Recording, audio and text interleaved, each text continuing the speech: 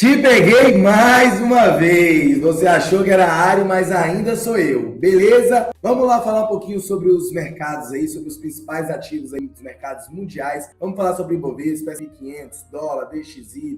Vamos falar de ouro, vamos falar aí dos principais ativos para a gente bater um papo aqui com vocês. Beleza? Para quem não me conhece, eu sou o Clinton. Para quem me conhece, também sou o Clinton. É nós, estamos juntos. Já se inscreve, já deixa o like aí para a Ari saber que eu tô trabalhando bem, tá? E que de fato vocês estão gostando aí dessa fofoca que a gente tá trazendo. Fechou? Bora pro gráfico. Vamos lá. O que a gente tem no nosso queridíssimo Ibovespa? Tendência de alta, né? Rompendo topos aí, fazendo topos e fundos ascendentes dentro do movimento. O ideal é esperar todo o recuo para você conseguir comprar. Acertamos só para variar, né, a máxima do Ibov, né, no dia 14 de abril. Editor, coloca na tela aí que a gente mandou o nosso índice de sentimento lá em otimismo, mostrando que provavelmente seria o ponto para a gente desmontar posições compradas e começar a montar posições vendidas. Tudo avisado na nossa comunidade. Beleza? Agora a gente tem recuando. O que a gente tem? Primeiro ponto de possível parada para quem está pensando em longo prazo, em prazos maiores,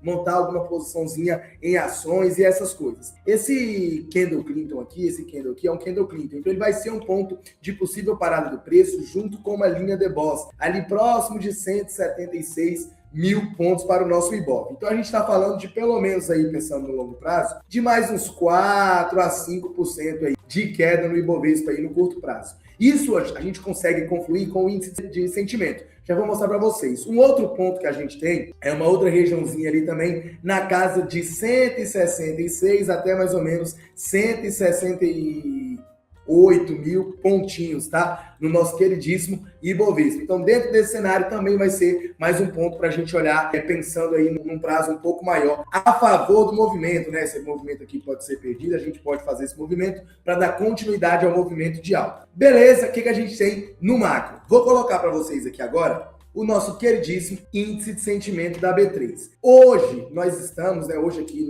tô gravando esse vídeo no sábado, vai sair domingo. Na sexta-feira, a gente fechou ali bem próximo ali do medo, mas ainda em neutro, tá? O que mostra pra gente, né, que tem espaço tanto para o player comprador atuar, quanto para o player vendedor atuar. Então não tem assimetria tão legal para a gente, tá? A gente consegue entender que o mercado tem espaço para subir, assim como o mercado tem espaço para ficar um pouquinho mais barato. A gente colocou dois cenários ali dentro do gráfico. Deixa eu voltar para vocês. Esse primeiro cenário, que seria uma queda ali de mais ou menos 4, 5% de queda no Ibovespa.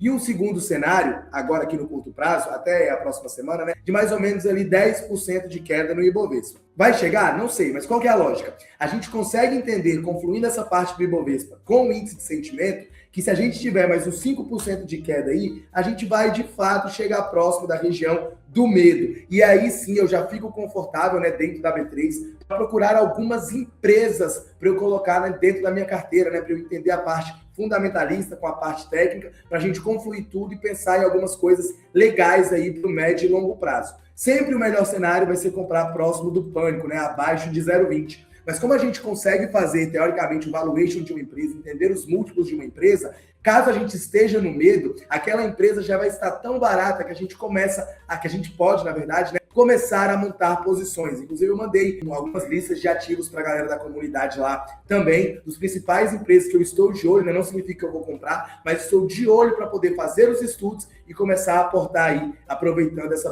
pequena correção dentro do Ibovespa. Beleza? Então é mais ou menos isso que a gente tem no nosso queridíssimo índice de sentimento aqui da nossa B3. Falando um pouquinho agora de trade, né? Pensando aí para essa semana, na segunda-feira a gente vai fazer uma live ao vivo, tá? Toda segunda-feira tem live ao vivo aqui no YouTube, 8h15 da manhã. Então já anota aí para você não perder e você vai estar lá fofocando comigo. A gente vai bater um papo ali durante a nossa segunda-feira e eu vou tirar algumas dúvidas de vocês. Falando nessa ideia de trade, de algo mais rápido ali, do curto prazo, do day trade, de um swing trade, nós temos essas regiões aqui de interesse a favor do nosso movimento. A gente consegue entender que esse é o movimento de baixa, né? Todo movimento que ele pode estar fazendo aqui seria um movimento de mitigação do preço até ele chegar na nossa primeira região de interesse vendedora. Aqui foi onde a gente marcou essa região na sexta-feira, né, onde provavelmente o player, né, da compra iria atuar. E aqui deu mais ou menos uns 600 pontinhos ali de algo, o mercado fechou, infelizmente não teve continuidade ali para o nosso day trade. Mas dentro desse cenário, a gente consegue olhar olhar, né, algum movimento agora. Por quê? Clinton,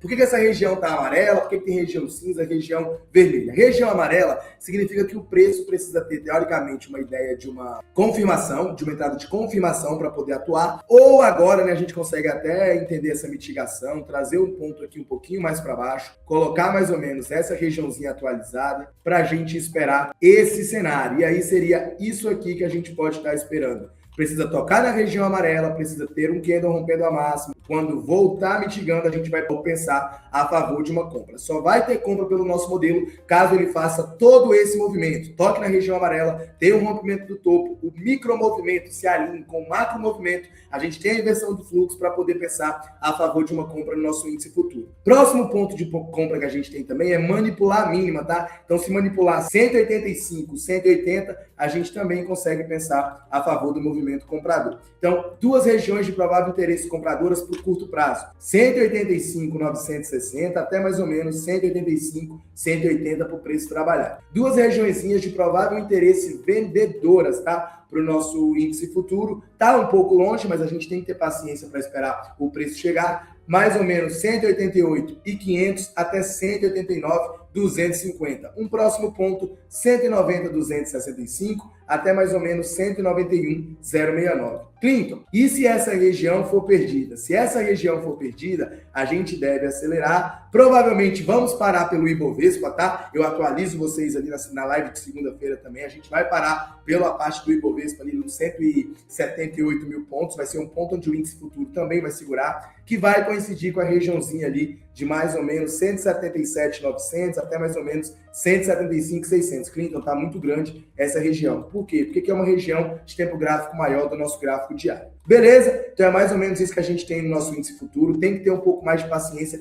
para operar o day trade. Beleza? Vamos falar um pouquinho do dólar. Doleta, bem tranquilo, bem fácil de operar, né? A gente falou alguns movimentos que poderiam acontecer no dólar durante a nossa comunidade. Inclusive, se você ainda não faz parte, já aproveita 30 dias gratuitos para você fazer parte da melhor comunidade de traders do Brasil, com mais de 600 pessoas, 700 pessoas, nem sei quantas pessoas tem lá. Bem bacana, um ambiente bem legal, você provavelmente vai evoluir muito. Todos os dias, de segunda a sexta, a gente faz live 8h15 da manhã, de forma exclusiva para nossa comunidade. Manda os estudos lá para vocês ao vivo, manda o índice, manda o dólar, Bitcoin, Ethereum, DXY, EURUSD, AUDUSD, GBP-USD, ouro, prata. Então, assim, são todos os ativos, praticamente todos os ativos do mundo. A gente passa o dia alimentando a nossa comunidade. Então, se você quer fazer parte desse ambiente, se você quer viver, se você quer experimentar esse ambiente, aproveite aí 30 dias gratuito de verdade, não paga nada. Só paga se você quiser continuar após os 30 dias, você vai pagar R$ 47,00 por mês. Se você não quiser, você pode cancelar com um clique, talvez dois, né? Cancela lá a qualquer momento, sem problema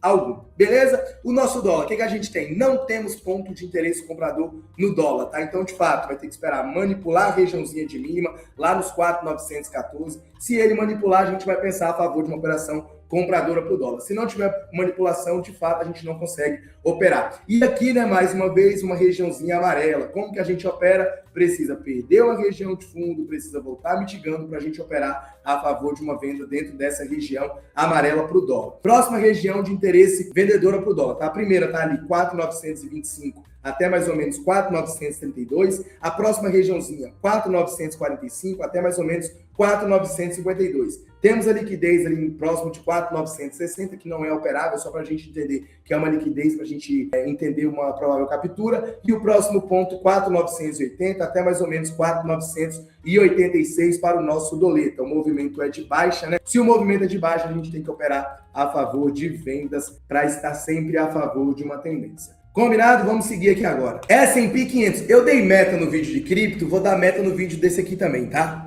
De mercados. Se esse vídeo bater, vamos ser mais conservador? O vídeo de cripto eu pedi 3.000 views, 250 likes e 50 comentários. A gente já tá com mais de 1.500 views, agora lançado em 7, 8 horas, 240 likes, faltam 10 likes pra gente bater a meta e 30 comentários. Então tá quase chegando a meta do vídeo de cripto para eu poder explicar sobre as correlações de mercado dentro do mercado cripto. É algo que vocês não viram ainda. Posso trazer também, se você quiser, as correlações de mercado para B3, para o nosso Ibov, para o nosso dólar. Posso trazer para vocês aqui no YouTube como que a gente olha de uma maneira geral. Então, se esse vídeo bater 2.000 views, tiver 200 likes e tiver 30 comentários, que é o que está batendo o vídeo de cripto ali agora em 8 horas, o da B3 também é possível, eu trago para vocês aqui um conteúdo exclusivo sobre correlações de mercados que vai facilitar muito a vida de quem opera índice, de quem opera dólar, tá? E de quem também pensa em operações. A gente consegue confluir várias coisas para facilitar a nossa vida, um conteúdo que provavelmente você ainda não viu no mercado financeiro brasileiro, no mercado de trade no Brasil.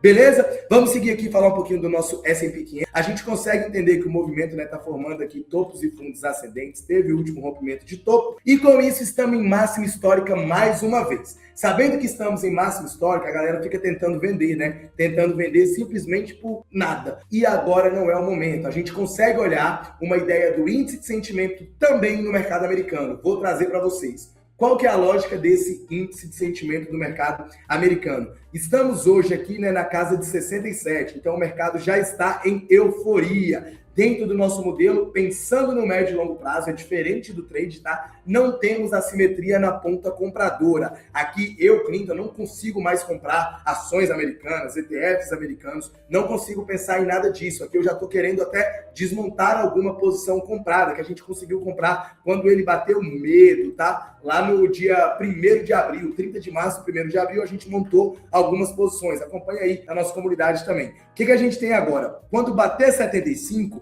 provavelmente o vendedor vai acordar e a gente vai ter um movimento de queda mais forte dentro do mercado americano. Então já fica ligado aí que quando bater o índice de sentimento em 75, 77, 80, vai sair alguma narrativa para poder te induzir. Beleza? Já estou avisando para você saber. 9 de maio, 4 horas da tarde, eu estou te avisando que se bater 75, 77, 80, o Trump ou alguém vai querer criar uma narrativa para poder capturar a sua liquidez. Então não seja liquidez, já se inscreve aqui no nosso canal do The Boss, já aproveita a comunidade para você ficar sabendo de tudo que a gente pensa. Beleza? Então, quando bater 75, é o ponto que a gente vai desmontar as nossas posições aqui. Não vejo mais assimetria na ponta compradora do S&P 500. Posso também, inclusive, na live de segunda-feira, trazer um conteúdo macro para vocês, tá? Não sei se vocês querem. Se vocês quiserem que eu traga ali uma ideia tanto da B3 quanto do mercado americano, mostrar alguma parte ali de valuation para mostrar se o mercado está caro, se o mercado está barato, se tem assimetria, se não tem assimetria, a gente pode falar na nossa live de abertura na segunda-feira. Se você quiser, deixa aqui nos comentários que eu vou preparar esse conteúdo para vocês. Beleza? Vamos seguir falando dos gráficos. Falando do trade, né, que é algo mais